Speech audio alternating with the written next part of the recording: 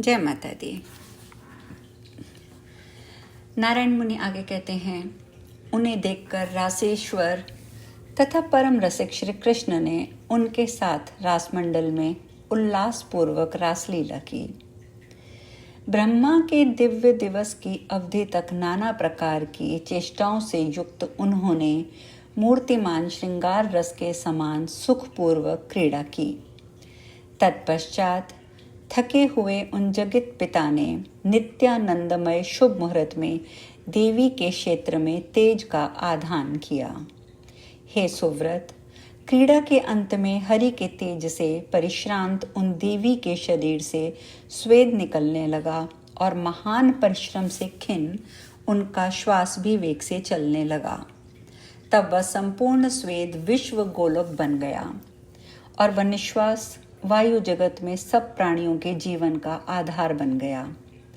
उस मूर्तिमान वायु के वामांग से उनकी प्राणप्रिय पत्नी प्रकट हुई। पुनः उनके 5 पुत्र उत्पन्न हुए जो जीवों में प्राण के रूप में प्रतिष्ठित हैं। प्राण, अपान, समान, उदान और व्यान। ये 5 वायु और उनके 5 अधोगामी प्राण पुत्र के रूप में उत्पन्न हुए।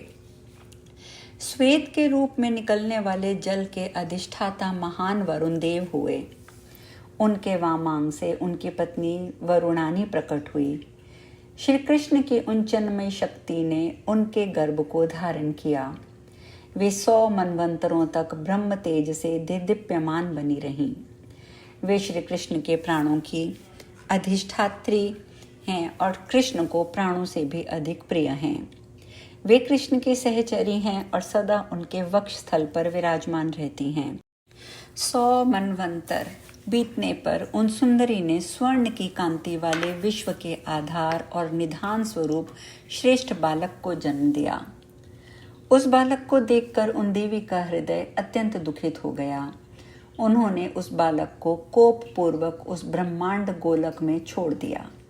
बालक के उस त्याग को देखकर देवेश्वर श्री कृष्ण हाहाकार करने लगे और उन्होंने उसी क्षण उन देवी को समय अनुसार शाप दे दिया।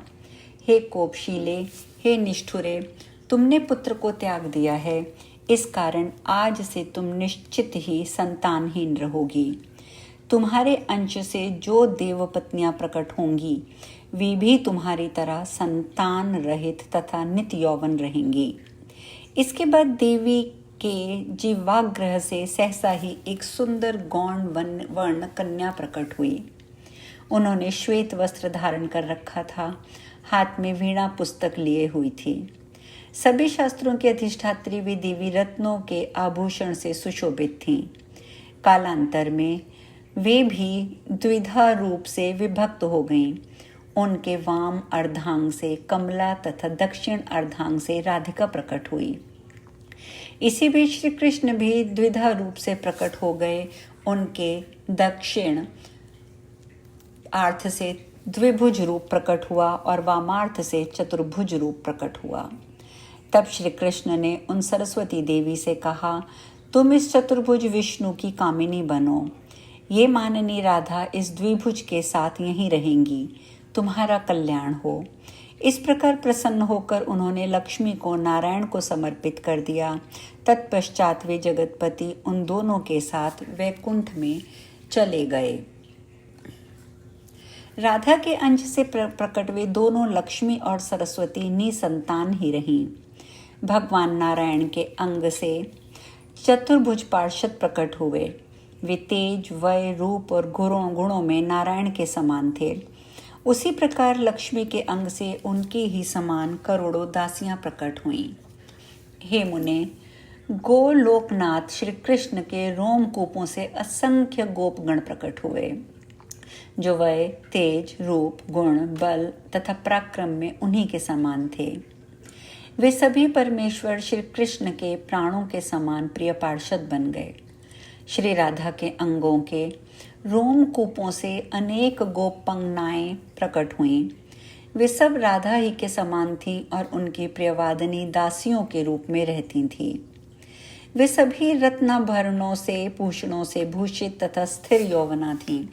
किंतु परमात्मा के शाप के कारण वे सदा संतानहीन रहीं।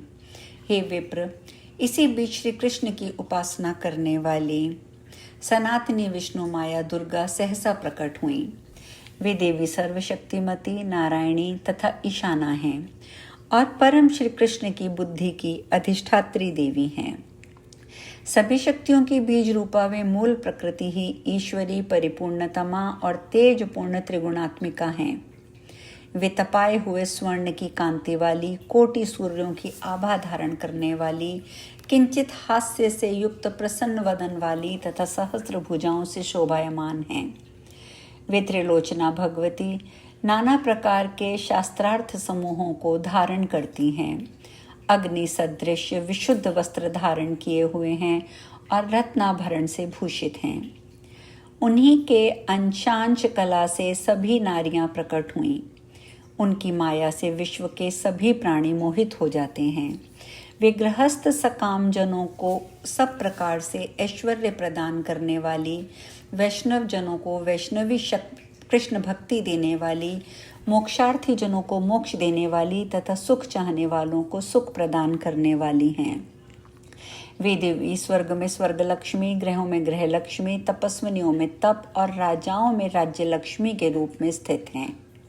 वे अग्नि में दाहिका का शक्ति, सूर्य में प्रभा रूप, चंद्रमा और कमलों में शोभा रूप से और परमात्मा श्री कृष्ण में सर्वशक्ति रूप से विद्यमान हैं।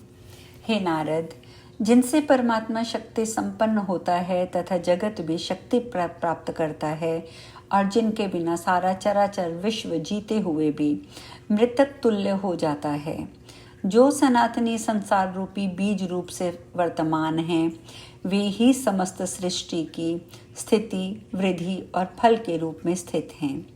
वे ही भूख, प्यास, दया, निद्रा, तंद्रा, क्षमा, मति, शांति, लज्जा, तुष्टि, पुष्टि, भ्रांति तथा कांति के रूप में सर्वत्र विराजती हैं। सर्वेश्वर प्रभु की स्तुति करके वे उनके समक्ष स्थित हो गईं। राधिका के ईश्वर श्री कृष्ण ने उन्हें रत्न सिंहासन प्रदान किया। हे महामुने, इसी समय वहां सपत्नीक ब्रह्मा जी पद्मनाभ भगवान के नाभि कमल से प्रकट हुए। ज्ञानियों में श्रेष्ठ तथा परम तपस्वी वे ब्रह्मा कमंडल धारण किए हुए थे। दीप्यमान वे ब्रह्मा चारों मुखों से श्री कृष्ण की स्तुति करने लगे।